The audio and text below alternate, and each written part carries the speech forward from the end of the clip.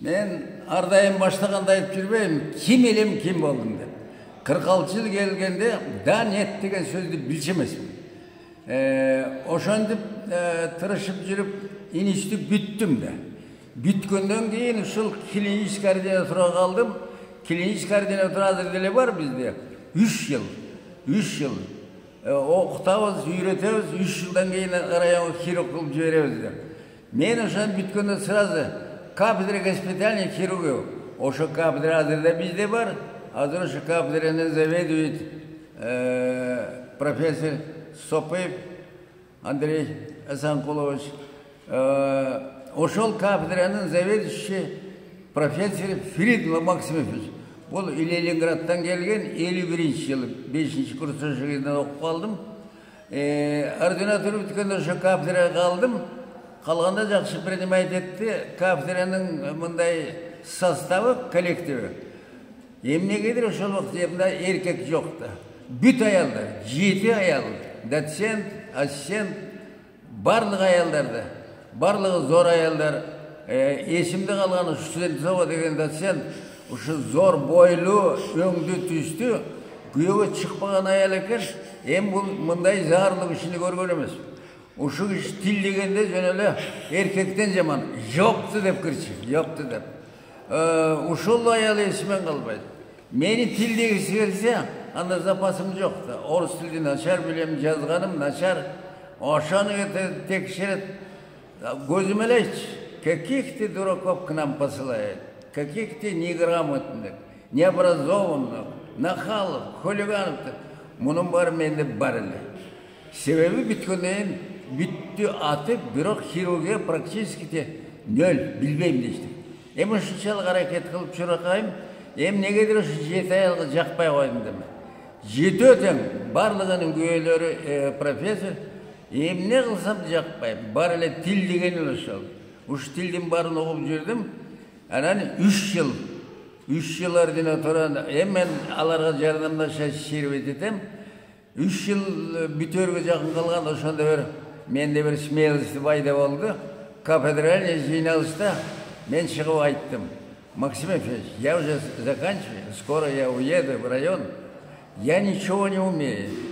Если там спросят, какой кафедры, у кого окончил десе, я скажу кафедра госпитальной хирургии, профессор Фридман.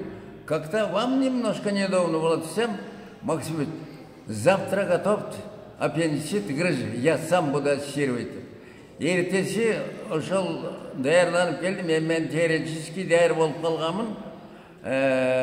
Билип барын түшүнүп калганмын. Анан эртеси 7 аял катышты. Алардын оюшу менен проваливаться. Башталарын айында мен Максим алдында ушундай суроо койдум да. Максим Ефимович, давайте тогда говорим. Вы выполняете функцию ассистента. То есть, операцияны бизде от начала до конца сүйлөбөй жасоого болот. Агер где-нибудь я застряну или допускаю ошибку, моментально меняем местами. Вы продолжаете ассистент. Это идея деді. Құдай жалға ошо көнтем. Бір сөз айтпай. 7 аял қарап отырат. Бір замечание кылган жок. Бүттүк. Бүтті. Эчтек айткан жок. Ана эртеси утренний конференция Максимович чыгып айтты.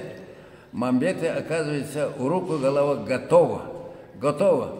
Я дальнейшему разрешаю вот такой мелкой операции делать самостоятельно. Анан аспирантурага бүтүп атам да. Бүткөндөн дагы кафедральное совещание, дагы баягы 7 аял кафедральный Максим Ефимович сурады Мамбет. Но заканчиваешь это, что ты думаешь? Баары каршы экенин билем. Мындай ынтыгып атып айттым, я бы хотел остаться десем, я студентсе отура калып. Куда остаться? Я, если можно, аспирант десем, 7 тең каршы чыгып сүйлөдү. Какой аспирант? Он же глупый, он ничего не знает, ни культурный, ни образованный. Он самый грубый, нахал деп ушуларды айтты. Шылкыйып турам. Эми профессор эмне дейт. Профессор у меня такое мнение, бүттү, кетмекмин. Максим Ильич айтты, у меня другое мнение. Максим Мамбетов очень много недостатков, но что у него мне нравится, он очень старательный. Он хочет быть хирургом. А за счет аспирантуры мы не имеем права запрещать. Это конкурсное слово. Конкурстан өтсе, пожалуйста. Ошондо тиреле калдым да. Бай жети катынды карап туруп, в течение 3 года от вас ни разу хорошего слова не слышал, кроме оскорблений. Я сегодня понял, ваше мнение плевал на это. Я ему азыр ойлосам, өзүм жүрөгүм түшүп. Плевал, я пошел сдавать экзамен десем, у студентсе отура калды, эшикти жаап кетип аттым эле. Видите, какой хулиган деді.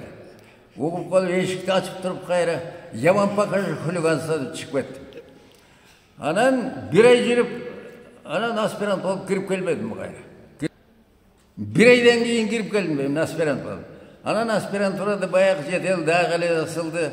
Бирок ушул Фридмандын көзү түзүк болду. Эми бул өтө культурный, жаман сөз айтпаган жакшы киши эле. Эми ушу кишинин жардамы менен кандидатский диссертация защищать этим, ошондо бобореке бөйрөктү алмаштыруу, андан да сөз деп. Ушуну мага берди анатомический обосновать этип. Анан мен ошону обосновать этип, анан защищать этип, эми аспирантурада мен көрбөгөн азапты калган жок. Андан кийин докторантурада дагы анда уже хирург барын түшүнүп калдым эле. Докторантурада мен өзүм предлагать еттим, ушул желчно-каменной болезнь менен заниматься этим. Максимович сразу поддерживать этти, аны успешно. При помощи ушул Максимовичтин аркасы менен докторский защищать еттим. Андан кийин доцент, доктор наук, андан кийин профессор болдум, анан 30 жыл зап кафедра. Вот ошол кишинин жардамы менен, ошо кишинин. Ал киши кийин мындай мамиле ушундай жакшы болуп кетти. Бирөөгө тааныштыргандары да эмес. Мой старший сын Мамакеев деп айтчы. Ушундай жакшы киши эле эч качан мен эсимен кетпейт. Адамдын жакшылыгын унуткан киши ал акмак. Кийин эми баягы мен запкавдыр мен кетирбей, бул киши 90га жакында өлдү. Өлгүчө мен колуман келген жардамды кылдым. Эч качан унутулбайт ал кишинин жакшылыгы. Мына ошол кишинин аркасы жардамы менен ушул даражага, ушул даңк, сый, урматка жеттим го деп мен үлгөй жерде ачык айтып жүрөм мен. Эч качан унутпайм ушунун жардамын.